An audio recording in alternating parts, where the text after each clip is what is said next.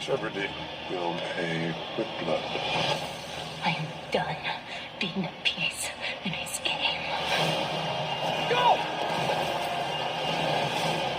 Katniss, hurry up! Tonight, turn your weapons to the Capitol.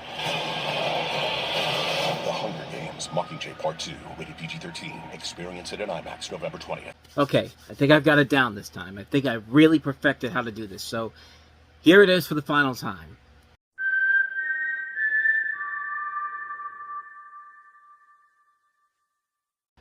Nailed it. No, what do you mean it's the exact same one from the Hunger Games?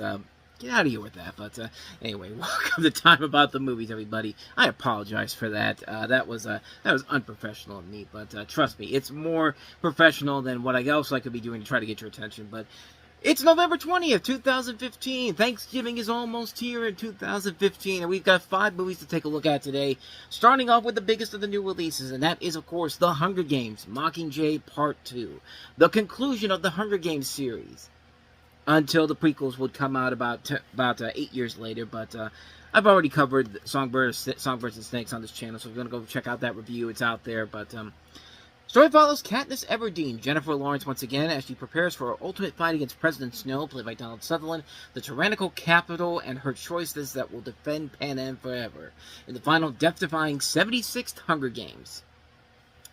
So yeah, we touched on Mockingjay Part 1, and while it's not a terrible movie, it definitely took a lot of the fast energy that Catching Fire had and just went away with it.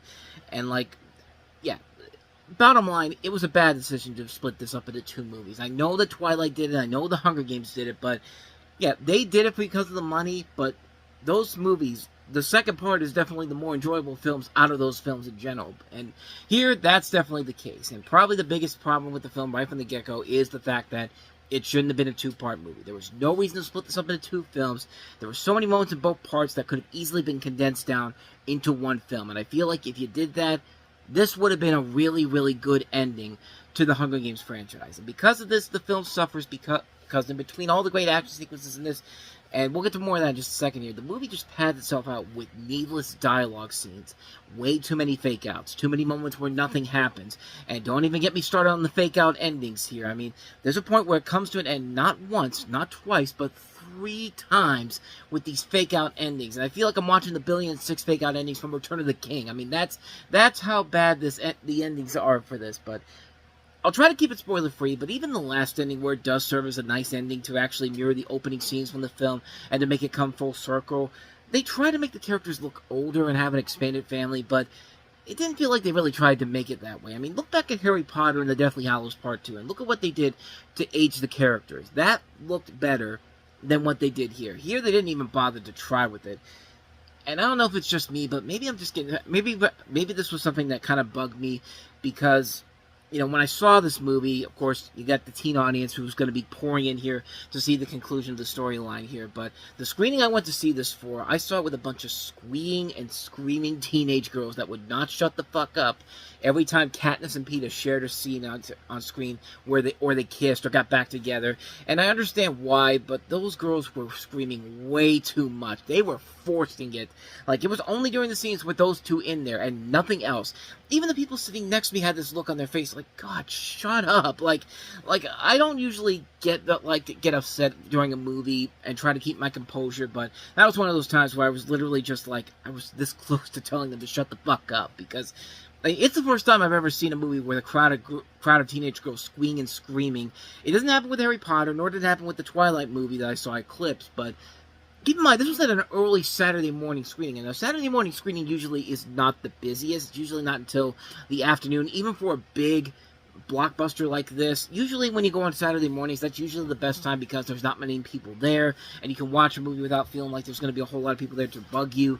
But yeah, for some reason, this was that time when, you know, these teens just wouldn't stop screaming. It's just like every time they were on screen, it's just like, Eee! Like, it's just like, after a while, it got pretty ridiculous. But those are really my biggest complaints for the movie, but other than that, the film overall is a worthy conclusion to the series. The acting is still really good. All the actors in here are working well with the material given to them. The direction is really good by Francis Lawrence. The script, which actually appeals to the story itself, works great. There is a lot of good tension-filled moments in the action sequences, and the action sequences, once again, are really good. The idea of having this city becoming a series of traps for Katniss and her team shows off a lot of incredible potential for the action sequences to excel. And they do. They gather a lot of great tension. There's some pretty intense moments. My favorite one is the scene that with the mutts. You know, they start off like you're watching a scene out of Deep Rising or The Relic, but then the tension and the intensity grows because it leads into this lengthy action sequence with these impressive-looking creatures coming after the heroes. And even then, the scene in the subway terminal is filled with a ton of great action. And the whole building is like a death trap. I don't know if that was in the books or not, but kudos to them for making that scene as epic as it could be, man, because it just works so well. And I will give it credit for not trying to go for the same predictable ending to end the story. 20 of the final 30 minutes of this movie have so much happening, and you think you know where it's going to turn up. But the movie is clever enough to present itself in a way where you don't know what's coming next. Like in the last half hour, there's literally a bunch of huge twists and turns of events where some people are not who they claim to be, and you find out that there is more than one corrupt person in the ranks, and just the way the movie clearly doesn't let it out at all, but lets the viewer seize it and use their brains to tell what's going to happen next. I like that a lot. And as ending the main story that's been setting up, it's definitely a worthy conclusion. I really do think the biggest problem with the movie was splitting it up into 2 films. They shouldn't have done that. They should have done it into 1, because you would have probably had one of the great action trilogies out there if you had just done 3 films and not tried to make it the third film a 2-parter. But this series started off as a great series of films that didn't resort to the same bullshit levels that other young adult adaptations do, with a great first film and even better sequel. But by splitting Mockingjay up into 2 films, I really do feel like they end this on sort of a whimper that could have ended much more satisfactory had it just been 1 film. If it had just been 1 film, I feel like you really would have had something very special. But Mockingjay Part 2 does end it on a much better note, but because Part 1 it does end on a better note than Part 1 did, but it's still not on the same level as the previous 2 movies, the previous Catching Fire and the original. But I mean, it's not up to that level of greatness that the films were setting it up to be, but it's at least a conclusion that's better than what they were ending with in the last movie. But you really did expect a whole lot more, especially with how great the first 2 films were. So with that said, let's go ahead and move on to our next movie, which is another Christmas movie, a much better Christmas movie than Love the Coopers, coincidentally featuring also Anthony Mackie. This is The Night Before. Tonight, I'm gonna level with you. I'm a little messed up right now. What are you doing? Just talking to those guys. You have dogs. This is our last Christmas together before Isaac has a baby. So let's make it the best night of our lives. Hey, you don't steal on Christmas. That's not right. She home alone to me. How wasted are you? Don't you dare throw up. Is it still happening? It's still happening. Night Before, rated R. This is a great movie. I touched on it on the Christmas in July video I did back in July, but if you don't remember that, 14 years prior, Ethan, played by Joseph Gordon-Levitt, lost his parents on Christmas Eve, and his 2 best friends, Isaac and Chris, played by Seth Rogen and Anthony Mackie, have been with him in support on this night, being an annual tradition going on Christmas Eve. However, because Isaac is going to be a father and Chris has become famous, all 3 decide to have one last Christmas Eve out in New York City. And like I said, this was a movie where they were trying to do something very different than the typical holiday movie, like something like I Love the Coopers. Yeah, that shtick has gotten old fast, so, do something in the vein of something like another R-rated holiday classic, a Harold and Kumar 3D Christmas from a couple years ago. And while this was an extremely funny holiday movie, it didn't quite hit as well with most audiences, so it's not hard to assume that the same would happen with this film in particular. But because I do very much like a very Harold and Kumar 3D Christmas, I do really like The Night Before. It's an extremely hilarious, over-the-top Christmas movie, and there's just so much joy to come out of this film. The cast is great. You can't go wrong with Joseph Gordon-Levitt, one of the great people working in the business, and Seth Rogen, one of the top comedy actors of the time. Anthony Mackie, who, like I said, was in a much better Christmas movie this week than he was the previous week. But you also have a great cast that includes Michael Shannon, Mindy Kaling, Lizzie Kaplan, Jillian Bell, Lorraine Toussaint, Jason Mantzoukas, Jason Jones, Alana Glazer, Tracy Morgan, Miley Cyrus has a fun cameo. This movie makes her song Wrecking Ball actually kind of damn amazing. Like, the way they talk about it in this movie and the way they play it in the film is just so well done. And, who knew it took a movie like this to make a song like that could have been sounded really annoying at first and made it something pretty fun, but then again, you can't go wrong with this director, Jonathan Levine, who really was one of those great directors working, because he did 50-50, he did Warm Bodies, and now this is definitely a winner for him. And I appreciate that this movie doesn't take itself too seriously. It goes over the top on so many levels, paying homage to different Christmas elements. You got Alana Glazer playing like a Grinch-like character who doesn't like Christmas all that much and likes fucking around with the guys. But movies such as Home Alone, even Home Alone 2, by playing the song "Nobody Ought to Be Alone on Christmas" by Darlene Love from Home Alone 2. That's in the first few minutes of the movie. There's also references to Die Hard and Big, and they don't feel forced when they do these references. They feel genuine. At the same time, within the over-the-top moments, they do find a lot of good emotional output from heavier moments in the film. I mean, that's more than enough to make this a very enjoyable film. There's definitely moments where it does feel a little underwhelming, but they're very few and far between. The Night Before is a very enjoyable, very fun film, very well done, over-the-top hilarity, and it's something that you definitely needed after an abysmal, manipulated piece of garbage like Love the Coopers was. I mean, that movie was just bleh. Like, if you're looking for a good Christmas movie that doesn't feel sappy, or as I put it in my review, the same sappy-wappy bullshit, The Night Before is definitely that movie to see. And it's definitely one of my favorite recent Christmas movies in general. And it won't be the last big R-rated Christmas movie we'll have this year that's actually turning out to be pretty good. Check back here in a couple of days and we'll take a look at the next one here. But in the meantime, let's go ahead and move on to some of the lesser movies from this particular weekend. Hunger Games and Night Before were kind of the big draws. But you don't ever hear people talking about our next movie, Secret in Their Eyes, despite a cast that includes Oscar winners like Nicole Kidman and Julia Roberts. Hi. Mom, he's a student like me. I'm still not going to say yes. You're gonna get him, no matter what it takes. You're letting him go, aren't you? And we never did have a case against you. I found him. Maybe we could go about this a little less officially. Justice. I owe my daughter that. Secret in Their Eyes, rated PG-13, November 20. Yeah, that PG-13 rating basically is going to tell you that you're not going to see her sweet revenge in any disturbing way, any shape or form. But in this movie, you have Ray Caston, played by Chiwetel Ejiofor, and Jess Cobb, played by Julia Roberts, who are two investigators in a private police unit led by the DA.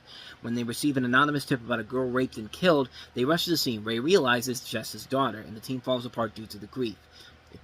13 years later, Ray comes back to LA and says that after 13 years he has found a lead and convinced the DA to reopen the case. They find clues and leads unknown to them, and secrets from the past come to light as they start discovering the real chilling truth. Meanwhile, Jess, dissatisfied with the law, decides to take matters into her own hand and track down the killer, no matter what length she has to go to. So, it's basically another version of Eye for Eye, except this time around, the person who is responsible for this isn't as absolutely disgusting and annoying as Kiefer Sutherland was, nor is Julia Roberts as stupid as Sally Field was. But this was actually a remake of a 2009 Argentinian film of the same name, and based off of a novel by is called La Pregunta de sus Ojos by Eduardo Sacheri, and yeah, you could see that the film kind of goes all over the place, and it's directed by Billy Ray. Billy Ray's made a couple of movies as a director that have been not bad. Shattered Glass, Breach were pretty good. But he's written a lot of bad stuff. He's written stuff like Heart's War, which was not very good. Flight Plan. He has written some good stuff though. State of Play, The Hunger Games, Captain Phillips. This one, however, definitely not one of his better films overall. This is actually kind of a lazy film when you really think about it, because mostly it's just going all over the place. It never really gives you a clear indication of which direction they're going with it. It's trying to do two different movies in one film, and it really just doesn't work that way. Even Nicole Kidman's kind of not used very well in this particular film. In fact, nobody really is used well here.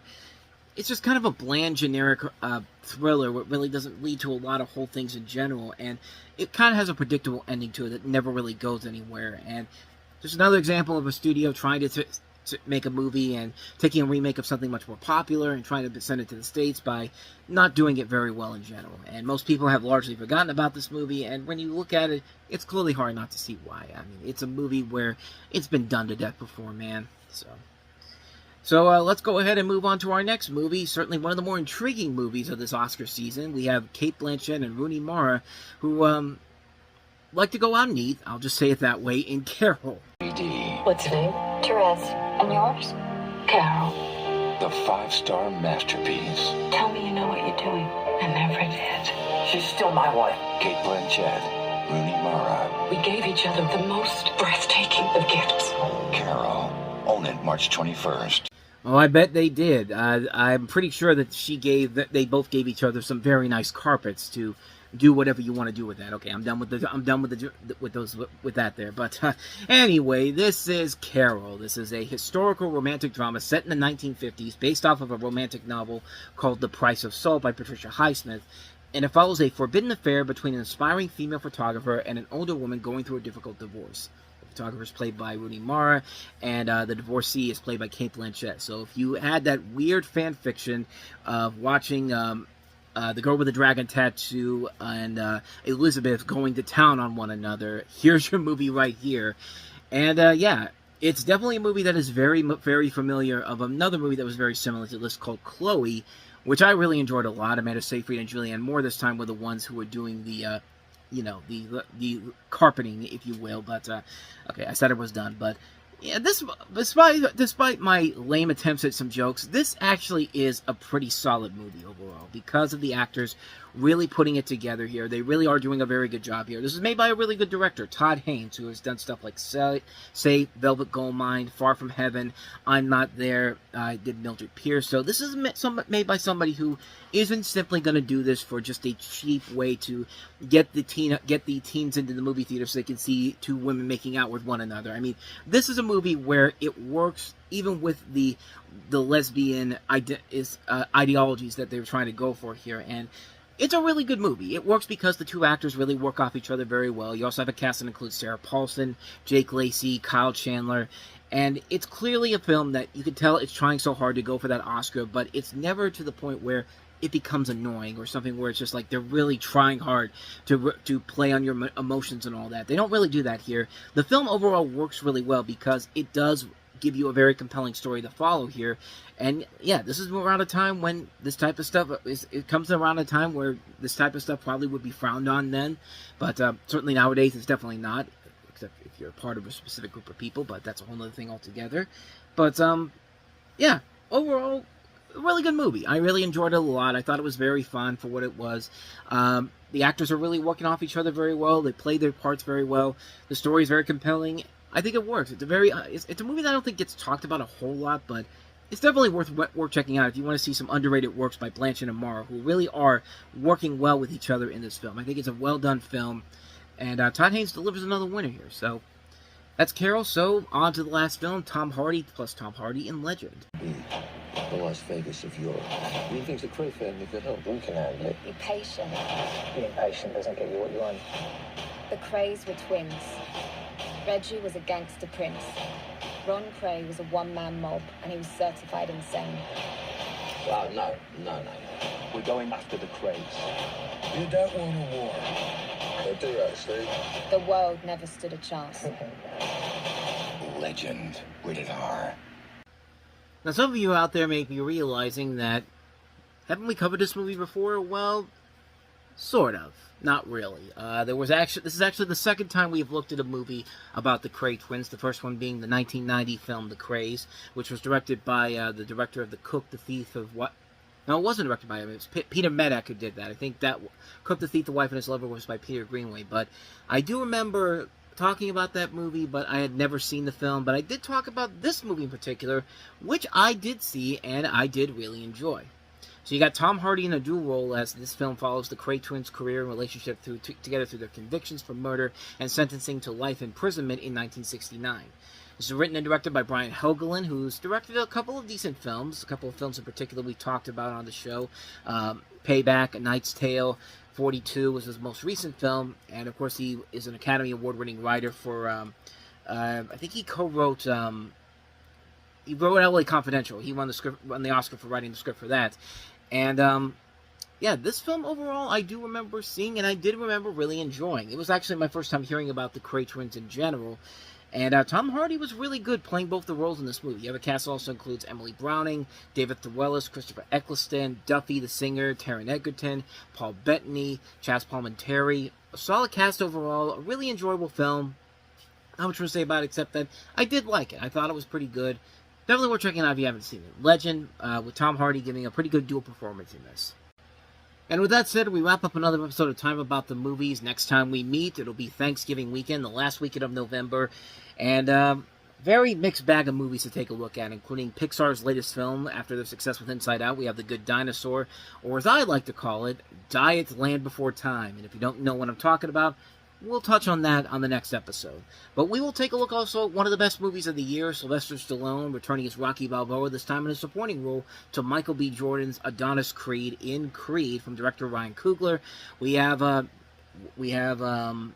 Professor X and Harry Potter teaming up for a new retelling of Victor Frankenstein, written by Max Landis and directed by Paul McGuigan.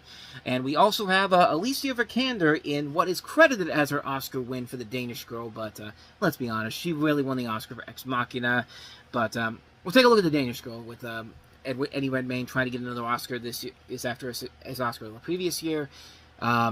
Need to say it doesn't work out that way, but we'll touch on those 4 films coming up tomorrow on the show, so stay tuned for that. But with all that said, thank you so much for watching this. I hope you enjoyed it. If you did, please go ahead and do me the honors of hitting that like button, that subscribe button, and that notification button. Also, don't forget to check out our playlist, and don't forget to check out the previous episode we did.